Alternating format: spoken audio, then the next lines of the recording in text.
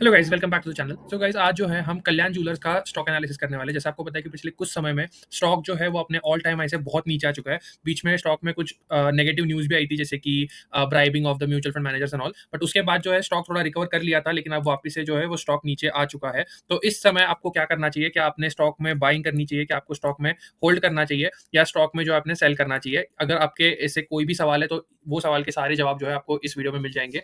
आज हम जो है कंपनी का फुल फंडामेंटल एनालिसिस करेंगे। वीडियो एंड तक देखना, आपको तब विद प्रूफ समझ आएगा कि क्या आपने स्टॉक में अब बाइंग करनी चाहिए, या आपने स्टॉक में अब होल्ड करना चाहिए, या स्टॉक में अपने प्रॉफिट या लॉस बुक करके निकल जाना चाहिए। तो वीडियो एंड तक देखिए, आपको तभी समझ आएगा कि एग्जैक्टली कंपनी करती क्या है, एंड अब कंपनी में आपको क्या करना चाहिए एज एन इन्वेस्टर और as a short term trader. So guys, with this let's begin. So Kalyan Jewellers की एक लेगेसी बिजनेस है। आपको पता है कि कल्याण ज्वेलर्स कोई न्यू कंपनी नहीं है। कल्याण ज्वेलर्स काफी पुरानी कंपनी, 30 ईयर से ज्यादा हो चुकी है कंपनी को। कंपनी एक फैमिली बिजनेस था, उसके बाद कंपनी बड़ी हो गई है। प्रोफेशनल मैनेजमेंट जो है वो कंपनी को रन करता है। तो एक इंडिया ट्रस्टेड ज्वेलर की तरह कल्याण ज्वेलर्स को देखा जाता है। One of the largest jewellery chain है इंडिया में। आपको पता है कि ज्वेलरी बिजनेस जो है वो काफी ज्यादा ट्रस्ट एंड ट्रांसपेरेंसी पे बिल्ड होना चाहिए, क्योंकि अगेन जब आप गोल्ड खरीदते हो, जब आप ज्वेलरी खरीदते हो, सिल्वर खरीदते हो, तो आपको उसकी प्योरिटी की जो है वो गारंटी होनी चाहिए, तभी जो है आप उस ज्वेलर के पास जाओगे, नहीं तो आप नहीं जाओगे उस ज्वेलर के पास। तो कंपनी का ये कहना है, कंपनी एक ट्रस्ट एंड ट्रांसपेरेंसी वाले बिजनेस में है। एंड कंपनी ने एक हाइपर लोकल बिजनेस मॉडल को अडॉप्ट किया। Hyper local business model guys ये होता है कि जैसे आपको पता है कि ज्वेलरी का जो डिमांड है, जो डिजाइन होती है ज्वेलरी की, वो काफी ज्यादा डिपेंड करती है उस एरिया के ऊपर जहां पर जो है स्टोर है। तो फॉर एग्जाम्पल, जो डिजाइन महाराष्ट्र में बिकेगी, जो डिजाइन मुंबई में बिकेगी, जरूरी नहीं है कि वही डिजाइन कर्नाटक के बैंगलोर में बिके, या फॉर एग्जाम्पल दिल्ली में बिके। तो इसीलिए जो ये इंपॉर्टेंट होता है कि कंपनी जो है वो अपने डिजाइन को लोकलाइज करे। हाइपर लोकल बिजनेस मॉडल को अडॉप्ट करना बहुत जरूरी है। एंड इसीलिए जो है कंपनी ने ये hyper local business model adopt किया, जहां पर जो जो कंपनी के डिजाइन होंगे वो उस जगह के हिसाब से होंगे। So with this, now let's go into the key highlights of the company. So जैसे मैंने कहा था, कंपनी को 30 साल से ज्यादा हो चुके हैं। कंपनी के 300 से ज्यादा शोरूम्स है पूरे इंडिया में। जैसे आप देख सकते हो कि पूरे इंडिया में 300 से ज्यादा शोरूम्स है। 36 शोरूम गाइस मिडल ईस्ट में भी है। कंपनी का यूएई में बहुत बड़ा प्रेजेंस है। एंड कंपनी ने एक स्टोर जो है वो यूएसए में भी खोला है, तो जो कि काफी पॉजिटिव न्यूज माना जाएगा, क्योंकि गाइस हमेशा याद रखना कि जो मार्जिन होते हैं कंपनी के, वो इंडिया में थोड़े कम हो सकते हैं, लेकिन इंडिया के बाहर कंपनी के मार्जिन बहुत अच्छे होते हैं, क्योंकि उनका यूजुअली जो कॉस्ट होता है वो जो ऑपरेशनल कॉस्ट, इवन दो वो फॉरेन करेंसी में होता है, लेकिन जो बैकएंड खर्चा होता है वो रुपीज में होता है। जब आप कमाओगे डॉलर्स में, तो ऑब्वियसली आपका जो मार्जिन है वो ज्यादा होगा हमेशा। तो ये काफी पॉजिटिव न्यूज है। तो टोटल 6 कंट्रीज में कंपनी है, and 23 states and union territories में भी है। तो कंपनी के पास टोटल 13,000 एम्प्लॉइज है। एंड टोटल जो रेवेन्यू है कंपनी का वो 2 लाख मिलियन रुपीज है। एंड जो टोटल प्रॉफिट है पिछले 12 महीनों का, वो 6,000 मिलियन रुपीज में आ रहा है। बट अब जो है हम कंपनी के हाईलाइट्स देखें, लेकिन जो इंपॉर्टेंट चीज है वो फाइनेंशियल्स देखने बहुत इंपॉर्टेंट है कंपनी के। बट उसके पहले जो है मैं आपको मेरा खुद का जो है पर्सनल पोर्टफोलियो का जर्नी आपको शो करना चाहता हूँ कि ये मेरा पर्सनल पोर्टफोलियो है वर्सेस निफ्टी 500। जैसे आप देख सकते हो कि ब्लू लाइन जो है ये मेरे पर्सनल पोर्टफोलियो की लाइन है, एंड जो ऑरेंज लाइन है वो निफ्टी 500 की है, जो कि बेंचमार्क है, जो मैंने यहाँ पे हाईलाइट किया है। 2023 से डेटा है ये, तो पिछले 2.5 साल का डेटा है। आप देख सकते हो कि एवरी ईयर जो है मेरे पोर्टफोलियो ने जो है वो निफ्टी 500 को, बेंचमार्क को अच्छी तरीके से जो है वो बीट किया है। सो अगर आपको जानना है कि मेरे इस पोर्टफोलियो में कौन से स्टॉक्स है, मैं कौन से कंपनीज में इन्वेस्ट करता हूँ, तो आप मेरे फ्री व्हाट्सएप ग्रुप को ज्वाइन कर सकते हो। आपको लिंक जो है वो डिस्क्रिप्शन में नीचे मिल जाएगी। With this, let's move on to the next part. So guys, the next thing जो हम बात करेंगे वो ऑब्वियसली है इनकम स्टेटमेंट। कंपनी के फाइनेंशियल्स बहुत इंपॉर्टेंट होते हैं। हमें पता है कि फाइनेंशियल एनालिसिस करना कंपनी का बहुत इंपॉर्टेंट होता है। जैसे आपने पिछले स्लाइड में भी देखा, जहां पर मैंने अपना खुद का पोर्टफोलियो आपको शो किया था। तो गाइस, ये सारे जो है वो ग्रोथ स्टॉक्स है कंपनी में। एंड इसलिए मैं हमेशा कहता हूँ कि कंपनी ग्रोइंग होनी बहुत इंपॉर्टेंट है। व्हेन आई से ग्रोइंग कंपनी, उसके रेवेन्यूज एंड प्रॉफिट, ये दोनों जो है वो ग्रो करने बहुत इंपॉर्टेंट है। एंड वही जो हमें चीज दिख रही है कल्याण ज्वेलर्स में। हम जैसे देख सकते हैं कि कंपनी का जो रेवेन्यू है वो हर साल लगातार बढ़ रहा है। इस साल जो है वो नियरली 2 लाख मिलियन रुपीज का है। पिछले साल 1.85 लाख मिलियन का था। उसके पिछले साल 1.4 लाख मिलियन का था। सो इसका ये मतलब है गाइस कि कंपनी का जो रेवेन्यू है वो साल दर साल हमेशा बढ़ रहा है। एंड उससे इंपॉर्टेंट चीज जो है वो है कंपनी का जो पैट, जो प्रॉफिट आफ्टर टैक्स है, वो 1400 मिलियन का था बैक इन 2020। अब जो है वो जाके गाइस हो चुका है नियरली 6,600 मिलियन रुपीज। इसका ये मतलब है कि गाइस आपका जो रेवेन्यू है वो तो डबल हो चुका है पिछले कुछ सालों में, लेकिन जो आपका पैट है वो 6 टाइम्स हुआ है।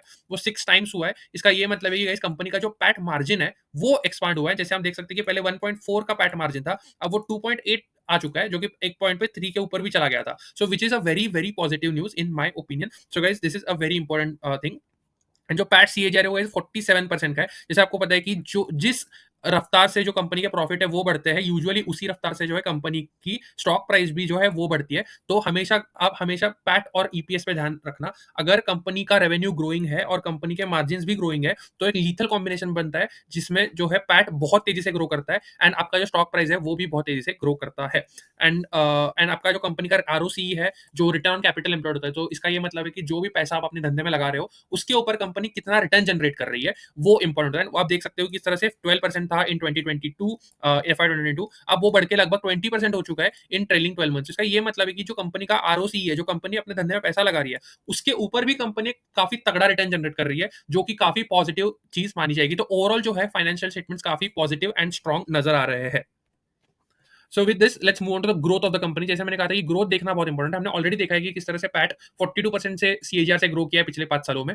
लेकिन वो आप अगर देखोगे तो कंपनी का सेल्स जो है वो पिछले 5 सालों में 14% के सीएजीआर से ग्रो किया है एंड जो कंपनी का प्रॉफिट ग्रोथ है वो 176% से ग्रो किया है। तो यहाँ पे मार्जिन एक्सपांशन हुआ है जैसे हम देख सकते हैं। एंड सिमिलरली जो ट्रेडिंग 3 ईयर्स है उसमें भी 29% से ग्रो किया है एंड जो प्रॉफिट है वो लगभग 400% से ग्रो किया है। ये इसलिए ऐसे नंबर दिख रहे हैं क्योंकि जो कंपनी ने है वो लॉस पोस्ट किया था इन FY 21, इसलिए जो नंबर्स है वो थोड़े ज्यादा बड़े लग रहे हैं। बट अगर आप ओवरऑल भी देखोगे तो भी कंपनी का प्रॉफिट काफी हेल्दी ग्रोथ रेट से ऊपर जा रहा है।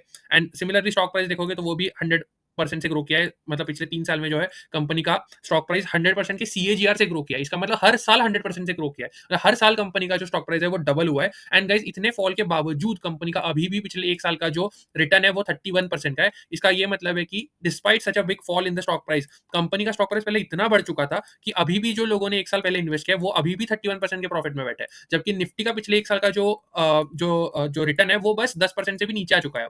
And small cap mid cap का भी अगर रिटर्न देखोगे तो वो भी अभी जो है रीसेंट करेक्शन के बाद काफी नीचे आ चुका है। तो despite a big correction in the stock price in last 1 year is still up 31%, which is a very very positive news. So again जो है पॉजिटिव न्यूज हमें दिख रही है। सो गाइस इसके बाद का जो एक बहुत इंपॉर्टेंट पॉइंट है जो बहुत कम लोग आपको बताएंगे यूट्यूब पे, वो है कि cash flow statement analysis. And उसमें भी सबसे इंपॉर्टेंट चीज होती है कि कैश फ्लो टू एबिटा जो कन्वर्जन होता है वो कितना है। एबिटा टू कैश फ्लो बोलते हैं उसको। इसका मतलब ये है कि जो आप पैसा कमा रहे हो, जो आप इनकम स्टेटमेंट में बता रहे हो, उसमें से कितना पैसा एक्चुअली आपके बैंक अकाउंट में आ रहा है, वो बहुत इंपॉर्टेंट है। क्योंकि मैं तो बोल दूंगा कि आज मैंने लेट्स से 500 करोड़ के सेल्स किए, लेकिन मेरे बैंक में कितना पैसा आ रहा है वो बहुत मैटर करता है। क्योंकि इंडिया का जो इंड एस जो इंडिया का जो अकाउंटिंग सिस्टम है उसमें ये कहा जाता है कि अगर आपने कोई माल बेचा है तो उसका भले आपके पास पैसे नहीं आए हो, भले ही वो आपका जो बायर है वो बोले मैं आपको अगले साल पैसे दूंगा, लेकिन उसका जो अकाउंटिंग है वो इसी साल के बुक्स में लिखा जाएगा, लेकिन कैश जो है वो आपको अगले साल आएगा। तो ये बहुत नेगेटिव होता है। हमेशा हम देखते हैं कि कुछ कंपनीज का जो है वो प्रॉफिट तो बहुत तेजी से बढ़ता है, लेकिन जो उनका कैश है वो नहीं बढ़ता तेजी से, उनको लॉन्ग टर्म में एक दिक्कत आती है। एंड इसीलिए जो हमें सीएफओ टू एबिटा देखना बहुत जरूरी है, जो कि इस कंपनी का वो कैलकुलेट करना काफी आसान है। अगर आप बेसिकली जो प्रॉफिट फ्रॉम ऑपरेशन है उसको कैलकुलेट करो, उसको ऐड करो इन 3 साल को, एंड उसको इन 3 साल के कैश फ्रॉम ऑपरेशन से डिवाइड कर दो। So basically the summation of the top 3 rows, the top 3 columns and the divide them by the summation of the bottom 3 rows, उससे आपको कंपनी का सीएफओ टू पैट मिल जाएगा। एंड वो है 80% का, जो कि काफी पॉजिटिव है गाइस। टाइटन का अगर आप देखोगे तो वो काफी नीचे है। तो ये भी एक काफी पॉजिटिव है। जो भी प्रॉफिट कंपनी दिखा रही है अपने इनकम स्टेटमेंट में, वो सारा का सारा प्रॉफिट जो है वो कैश में कन्वर्ट हो रहा है, विच is a very very positive news. ये बहुत कम कंपनीज कर पाती है इतने कंसिस्टेंटली। एंड गाइज अगेन आपको लगेगा कि कंपनी अगर इतने अच्छे से ग्रो करी तो कंपनी ने काफी डेट लिया होगा। यस, कंपनी के ऊपर डेट है, कंपनी के ऊपर कर्जा है, लेकिन कंपनी जो है वो डेट को काफी अच्छी तरीके से मैनेज कर रही है। जो कंपनी का नेट डेट टू इक्विटी है, जो हम डेट टू इक्विटी बोलते हैं, वो आप देख सकते हो कि काफी तेजी से कम आ रहा है। जैसे 1.3 था FY 20 में, लेकिन वो गिर के हो गया 0.7 इन FY 23। पिछले साल जो है वो 0.6 पे आ गया, अब जो है वो 0.5 पे है। तो वन ऑफ द लोएस्ट जो है डेट टू इक्विटी माना जाएगा। And which is another positive news. Company अपने इनकम को ग्रो कर रही है, वो इनकम को एज अ कैश लेके आ रही है, एंड कंपनी का जो डेट है वो लगातार साल दर साल नीचे जा रहा है, जो कि एक और पॉजिटिव न्यूज है। तो अभी तक जो है हमें कंपनी में कोई भी नेगेटिव खबर जो है नहीं दिखनी मिली है। तो let's go to the final point which is valuation, जो कि बहुत इंपॉर्टेंट है जानना वैल्यूएशन। सो जैसे आप देख सकते हो कल्याण ज्वेलर्स के वैल्यूएशन का खोला है मैंने, तो हम मल्टीपल चीजें देखेंगे वैल्यूएशन में, बस स्टॉक पी नहीं देखेंगे, क्योंकि स्टॉक पी आपको पूरी पिक्चर नहीं दिखाएगा। स्टॉक पी बस आपको एक वन डायमेंशनल पिक्चर दिखाएगा, लेकिन हमें जो है वो हमें मल्टीपल एस्पेक्ट से जो है वैल्यूएशन को देखना होता है।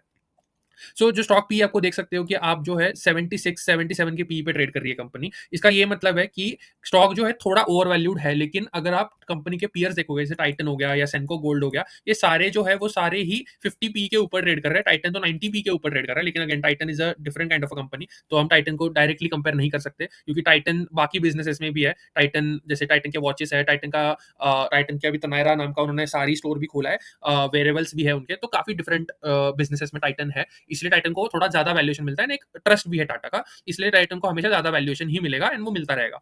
लेकिन कल्याण ज्वेलर्स का वैल्यूएशन भी थोड़ा ज़्यादा है, लेकिन बिकॉज़ कंपनी ग्रो कर रही है, तो पीईजी रेशियो हमें देखना होता है, that is price to growth ratio, जिसमें जितनी ज़्यादा ग्रो कर रही है कंपनी, उतना अगर आप उस हिसाब से जो है वो वैल्यूएशन कंपनी को अभी तक नहीं मिला है। तो हमेशा अगर ये पीईजी रेशियो 1 से कम है, तो एक पॉजिटिव माना जाता है एंड वो जो है 0.44 है, जो कि काफ़ी अच्छा है and price to book again थोड़ा महँगा है, 11 के ऊपर है। सो गाइस स्टॉक पी थोड़ा महँगा है, तो जो कि एक नेगेटिव पॉइंट है। प्राइस टू बुक भी थोड़ा महँगा है, जो कि नेगेटिव है, लेकिन पीईजी रेशियो है वो काफ़ी अच्छा है। इसका मतलब कंपनी जो है वो अच्छी तरीके से ग्रो कर रही है एंड इसीलिए ही जो है कंपनी की स्टॉक प्राइस ऊपर जा रही है, व्हिच इज़ वेरी पॉजिटिव। जो हमने पहले भी देखा कि कंपनी का प्रॉफिट जो है वो 3 गुना हो चुका है एंड कंपनी का जो स्टॉक प्राइस है वो भी काफ़ी अच्छे से बढ़ रहा है पिछले 3 सालों में। सो जो फाइनल वर्डिक्ट रहेगा गाइस मेरा, जो मेरे हिसाब से अगर आप देखोगे, तो वो ये रहेगा कि गाइस कंपनी का बिकॉज़ वैल्यूएशन काफ़ी ज़्यादा हो चुका है, काफ़ी ज़्यादा है वैल्यूएशन, 70 के पीई पर एंड कंपनी बीच में 100 के पी पे भी गई थी। उसके बाद कंपनी में एक तेज़ गिरावट आई बिकॉज़ कुछ नेगेटिव न्यूज़ आई थी, मुझे उसके ऊपर बात नहीं करनी। बट अब जो है कंपनी थोड़ी स्टेबल हो रही है, बट कंपनी का जो पिछले 5 साल का जो मीडियन पीई है,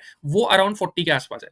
तो पॉइंट इज़ दिस कि क even though company is a very high growing company, लेकिन कंपनी का जो वो ग्रोथ है, वो वैल्यूएशन में कहीं न कहीं प्राइस इन हो चुका है। अब आपको पीई एक्सपांशन नहीं मिलेगा, तो अगर जब तक कंपनी के अपने प्रॉफिट्स ग्रो हो रहे हैं, तब तक कंपनी का स्टॉक प्राइस भी उसी रफ्तार से ग्रो होगा मोर और लेस। सो अगर कंपनी का प्रॉफिट 20% से ग्रो करता है, तो आपका स्टॉक प्राइस भी 20% से ही ग्रो करेगा, ना कि 30-40% से, जो कि पहले ग्रो किया था बिकॉज़ कंपनी का पीई एक्सपांशन हुआ था। अब कंपनी का पी एक्सपेंशन नहीं होगा, क्योंकि कंपनी ऑलरेडी अपने पीयर्स के पी से के अराउंड ही ट्रेड कर रही है एंड कंपनी का जो मीडियन पी है, उससे भी कंपनी लगभग 2 टाइम्स के पी पे ट्रेड कर रही है। तो मुझे ऐसा लगता है कि अब जो एक्जिस्टिंग इन्वेस्टर्स है, उन्होंने डेफिनिटली स्टॉक को होल्ड करना चाहिए, क्योंकि काफ़ी अच्छी कंपनी है ये। कोई भी नेगेटिव चीज़ अब तक हमें नहीं दिखने मिले कंपनी के बारे में, लेकिन कंपनी का वैल्यूएशन बहुत ज़्यादा है। तो इसलिए मुझे लगता है कि जो न्यू इन्वेस्टर्स है, वो भी स्टॉक में ऐड कर सकते हैं, लेकिन बस 50% ऐड करना इस लेवल पर। एंड लेट्स से अगर आपको 1 लाख रुपीज़ 1 लाख रुपीज़ के स्टॉक्स लेने हैं for Kalyan jewellers in next 1 year, तो आज जो है 50,000 तक के स्टॉक्स ले सकते हो एंड आफ्टर एवरी फॉल आप जो है बचे हुए 50,000 को 10,000 के इसमें एसआईपी की तरह ले सकते हो, ताकि अगर स्टॉक आगे गिरे भी, नीचे भी आए, तो भी आपको आपके पास कैश हो स्टॉक में बाइंग करने की।